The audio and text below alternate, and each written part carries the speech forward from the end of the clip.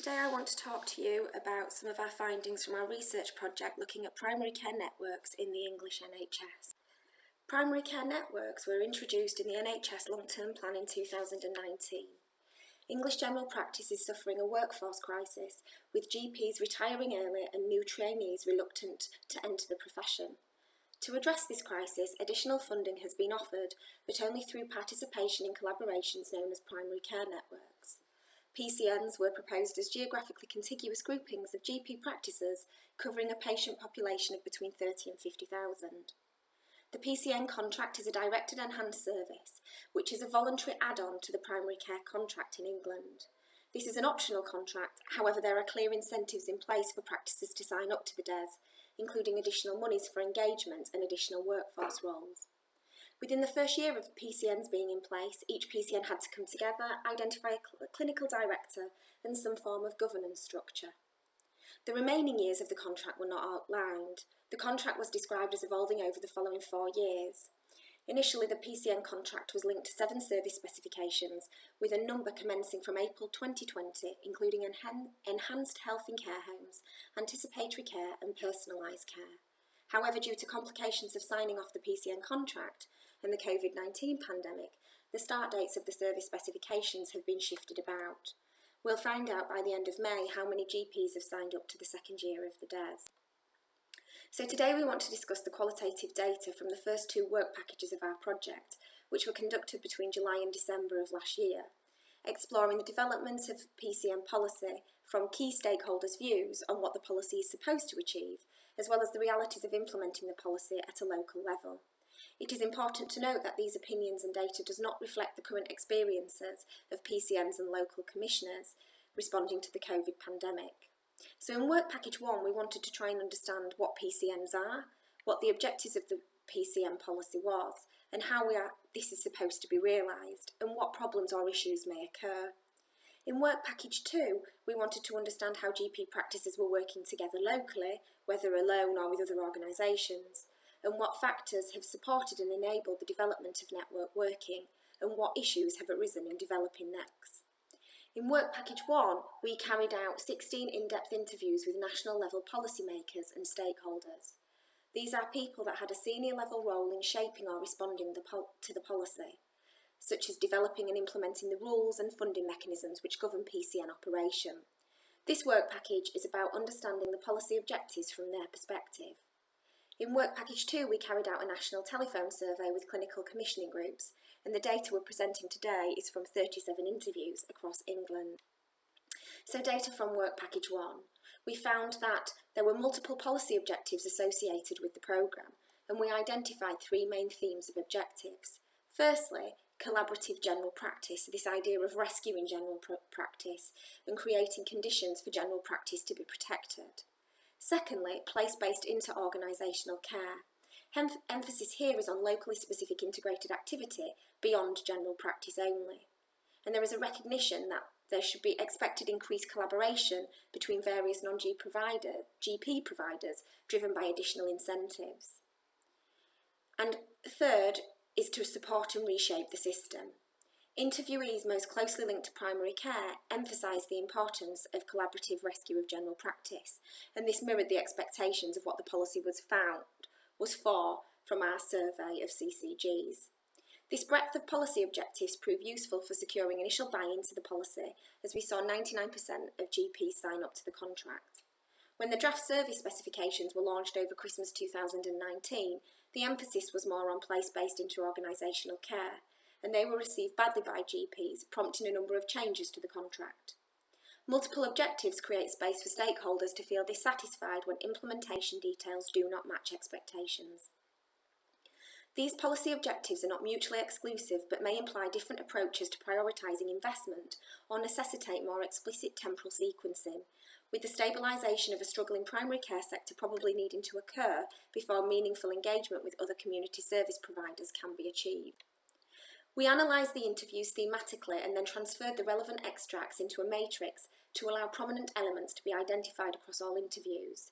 This allowed us to visualise where each interviewee's responses were concentrated according to the 3 thematic ideal types, and we have just included this slide to show the distribution of understanding.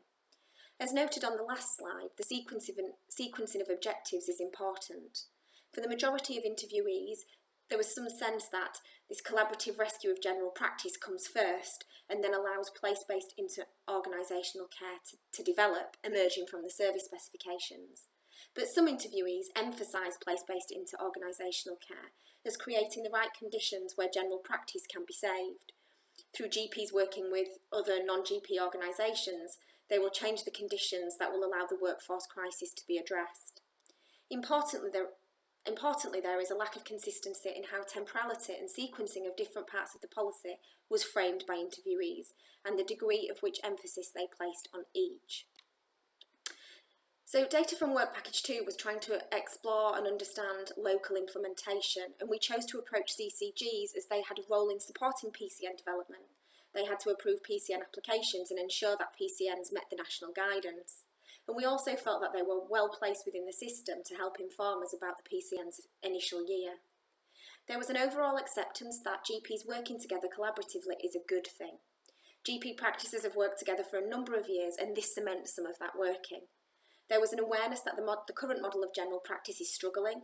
There is a lack of GPs coming forward or GPs willing to take on partner roles in general practice. PCNs provide an opportunity for practices to come together and support each other. We asked CCG staff to think about the potential benefits of PCNs for patients, practices and the system, and this slide just outlines some of those benefits. So for patients, it was about having an opportunity for patients to have improved access to a variety of services and the hope of improving the quality of services being provided. For benefits to the practices, this ability to share back office functions and be more supportive of each other, they hoped that staff would be utilised differently and GP time could be used more effectively.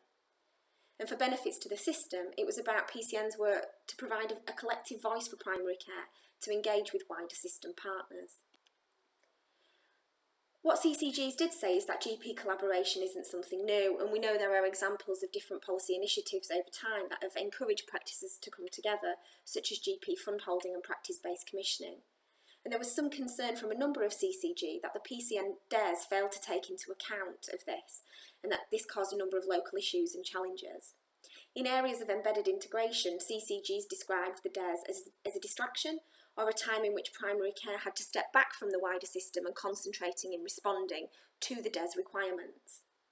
And in some areas where GP collaboration has moved beyond general practice and included wider system partners such as community services, CCGs described the PCN policy as too prescriptive and often restrictive.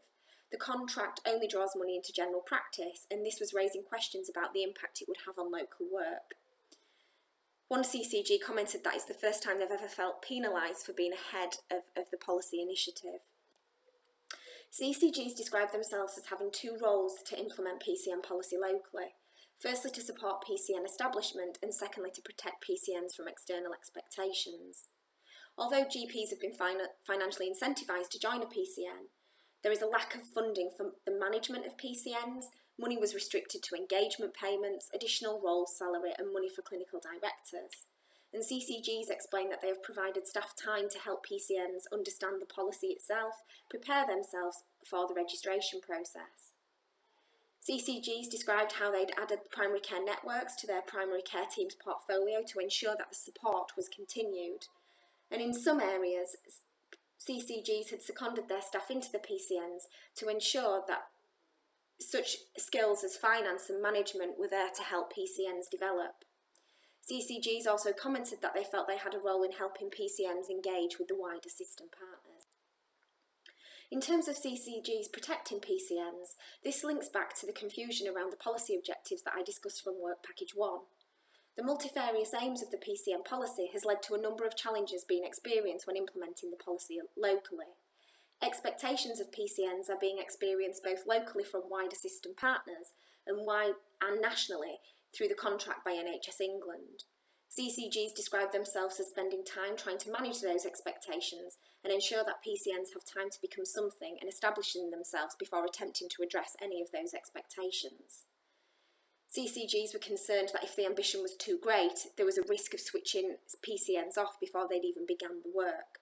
And they were describing, one CCG described them as buckaroo, where things just kept piling on top of the PCNs, and a number of CCGs referred to PCNs as a nirvana, where they were seen to be able to solve all of the historical NHS problems.